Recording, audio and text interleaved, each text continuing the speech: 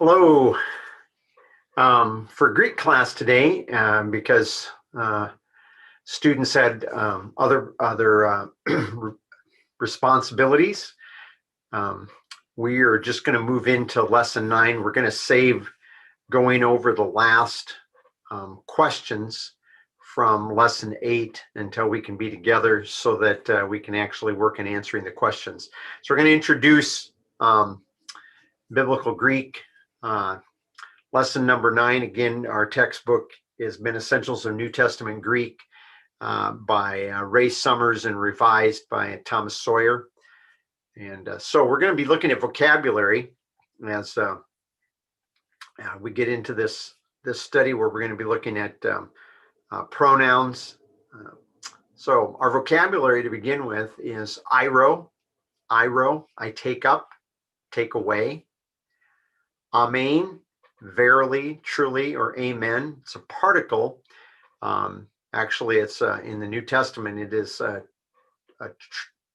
Greek pronunciation, the Hebrew word amen, which had the idea of true or faithful or dependable. Anabino, verb means I go up. Autos, and we'll be looking at autos, aute, and auta, the other two endings there at the end, replacing the omicron sigma. He, she, or it's pronoun. It's going to be a big part of what this lesson is about. De is but, and, or now. It's a mild conjunction, also function as a particle that kind of moves the narrative along in places. Doxazo, I glorify or I praise, I glorify. The idzo ending or adzo ending is a causative. So what you're doing, doxazo, would have the idea of an opinion or giving an opinion or the reputation regarding an individual or situation, which is what it's meant by I glorify, means you're expressing in some way, either verbally or by action, the reputation that, shall we say, God has, and you're causing that to happen, hence the adzo ending. So I glorify. Ego and hemais is the plural. Ego is I, and hemais we, pronouns. We'll look at those as part of this lesson. I, me is the stative verb I am, and we have seen it so far as estin, which is the third person singular form of that verb. Estheo, I eat. Idios or idia or idion is a pronoun that means one's own. It's something unique to an individual. Kago is a contract pronoun, a contraction of the conjunction kai and the pronoun ego. And so it's I or I also or and I. Katabino, now up above, the third one up there, we had anabino, I go up. Katabino, if you remember from our prepositions in the last lesson, kata is down, so I go down. So you're talking about descent rather than ascent. Men is a particle indicating contrast, emphasis, or continuation. Rather commonly in the New Testament, it occurs in what we call a men deconstruction, which should be on the one hand, then you have it, whatever it is, and on the other hand, this other thing. And sometimes the men occurs in some passages to kind of to say indeed, is sort of in that way, and that would be the emphasis idea. U is not as a particle, and it also occurs then uk before smooth words that follow it that have a smooth breathing, and ooks before rough breathing. Ha-Paulos or Paulus is Paul, the name Paul. Ha-Petros is the name Peter. Su and humais, like up above when we had ego and hemais, su and humais is you, singular and plural. Remember, we don't Unlike older English where we had thous and these, thous for singular and thee for plural use, modern English simply has you, unless you're from a certain part of the country where when you're talking to a group, you might say y'all. Ta teknon, teknon is a child. It's from the verb tikto, to bear, so it has the emphasis of being a child, but being a born one as a child. And then supplementary vocabulary from our workbook, from the workbook by Stephen Cox, is we have Apollos, Apollos, ended up becoming one of the apostles within the context of the church, that becomes a part of the church in Corinth. Has a key role there, and Paul mentions him a few times, as well as Luke telling us about his background in Acts. Estheneo is I am sick or I am weak. In fact, stheneo is strength, and astheneo, the alpha on the beginning, is alpha privative. It's an alpha that negates. So it takes strength and negates it into sickness or weakness. Bino, which we've already seen up above, and anabino and katabino means I go or I go down normally. Gaius, again, a name, one of the people that's mentioned by Paul in the New Testament, as well as Luke. Cephas or Cephas, Peter's name. Has is who, which, or what. It's a relative pronoun. It changes form by gender. Hati is that or because. Pistuo is the verb I believe. Proskaleomai is I call to, or I call to invite. And then tis or ti, they're indefinite pronouns, anyone or someone, but you're not talking about a specific individual. So it's an indefinite pronoun. Now we move down to, and we'll review these at the beginning of class on Tuesday. We'll go through these hopefully with a little bit more speed, but be adding these to your app if you're using one of the apps on your phone for reviewing vocabulary, or if you're actually doing it the old-fashioned way with vocabulary cards, write them down, add these, and be reviewing these now too. Shouldn't have to say that. Declension then of the personal pronouns. So the first person pronouns. First person, remember, is I or we.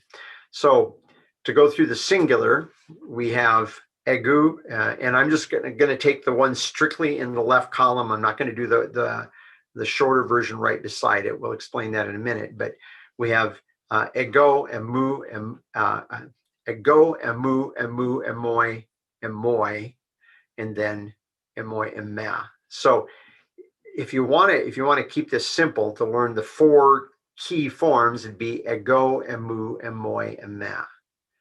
And you're going to find several times that the epsilon is dropped because of the words that it is being used with, and it drops the vowel and smooths out the pronunciation, simplifies it. And so you're going to see ego, mu, moi, ma. And so again, learn that as a package in the same way that I suggested when you're learning the present active indicative conjunction, to learn it as a package, o, ice, I, amen, edu, usi. And the same thing with the declension of the nouns. I would suggest doing the same thing here, and just go ego, emu, emoi, emma, and learn to rattle it off like that. But then you have to move over. We're going to add the plural, and the plural is going to be hemais, hemon. Now it's going to be interesting. We kind of have that same genitive, ablative, omega noon ending that we have on the genitive ablative forms of our other nouns. So hemais, hemon, hemin, hemas. And then each one of those is going to, well, we have different cases. So let's walk through the cases then. With ego is I. It's going to function as a subject of a sentence, I. In the genitive, emu is going to be of me or my. Emu, emo, and mu.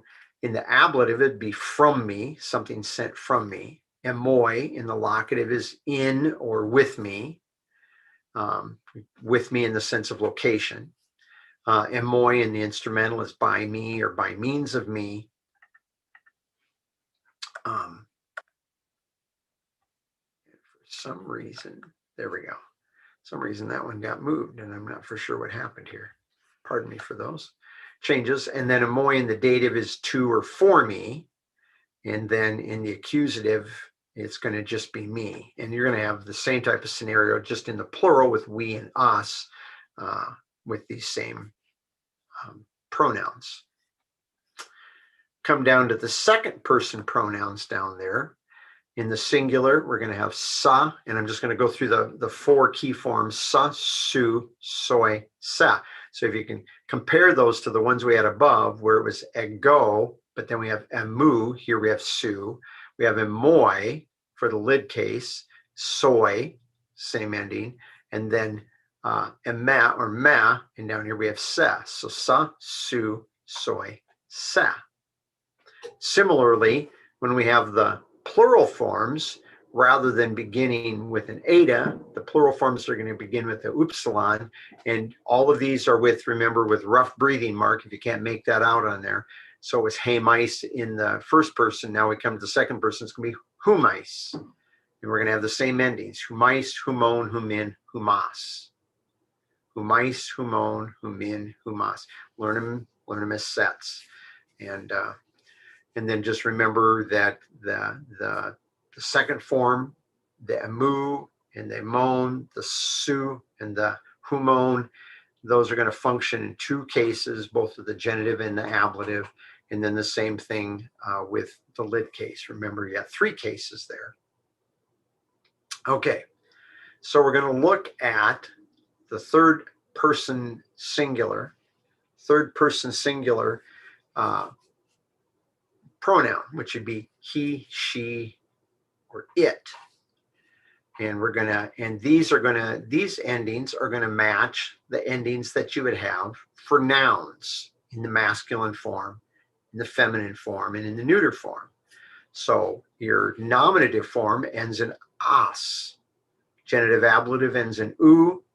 The lid case forms end in o, and the accusative on when we're talking about masculine. And all of these start with the first letters out. Okay, so out, autas, autu, auto, autan. Okay, so we're just changing the endings. See, so if you remember your endings from when we were doing first and second declensions and masculine, feminine, neuter with those, then you should be able to plug those in here and be able to figure out how these work in that way. And so these are masculine. So you're going to have he, you're going to have of him or his, from him. You're going to have for the lid case, for the locative, in or with him, instrumental by him, dative to or for him, and accusative simply him. We're going to do the same thing. You have the same type of thing with the she and hers, the it in the neuter, but the endings are going to be different now because we're going to be feminine endings. So we're going to have aute, just like a, ace, a, ain, like we had for the singular feminine or first declension feminine forms. And the second declension neuter forms, we had a, u, o, a, and we have the same thing for the endings over here in the neuter column. So again, don't stress. You're looking at a lot of words here. You can go, wow, that's a lot of words to remember. But just remember, we've already learned the second declension masculine neuter endings. We've learned the first declension feminine masculine endings. And so we're just adding those now to these letters, alpha, upsilon, tau, to form these third person pronouns. In the plural, again, we're going to have the same type of situation. If you remember over there, it's oi, on, ois, us. Oi, on, ois, us. And in the feminine, it's going to be I own, ice, as. I own, ice, as. And in the neuter, aon, ois, a. Okay. And let me make a change here. I just realized I messed that one up because I have to put this over into Greek. Just a minute. Real professional Greek class here when you're proofreading at the last minute, but I just caught that was an omicron up there and it was supposed to be an alpha. So aon, ois, a. And then of course, all of them are going to end up being they or them. Even in the neuter, it's they or them, because you speak about the books. They are on the shelf. And could you bring the books, bring them with you? And that would be in English, because a book would be neuter for us. And in Greek, you have different neuter cases applied to different kinds of words in different ways. It doesn't always follow the way we would understand or the way we would think about it. Okay, so that is a lot of material to go through and work just as an introduction, work on learning those. The first person pronouns, ego, emu, emoy, emet, hemais, hemon, hemin, hemas, su, soy, excuse me, sa, su, soy, sa. I said su first, and it messed me up. I was going, wait a second, that didn't sound right to me. And then ice, own, or excuse me, humin, humon. Boy, I'm really messing up here. Just trying to say this off the top of my head. Humais, humon, humin, humas. Okay, to close my eyes and think through the endings, because I'm looking at the endings on the words there, and was thinking something a little bit different.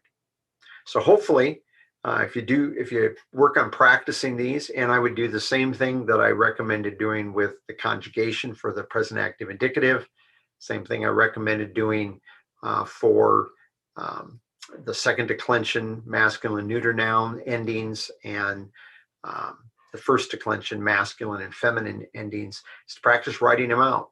Take paper, and that act of saying it out loud, thinking through it, and writing it out, you're being involved at least 3 different senses in that process, if not 4, by the fact that you're hearing yourself saying it, and it helps you remember this better, and just practice repeating it over and over and over for a while, and pretty soon you'll find that you'll pick these up. And you need to pick all of these up because pronouns are quite common in the New Testament. And so some vocabulary and the declensions of the personal pronouns.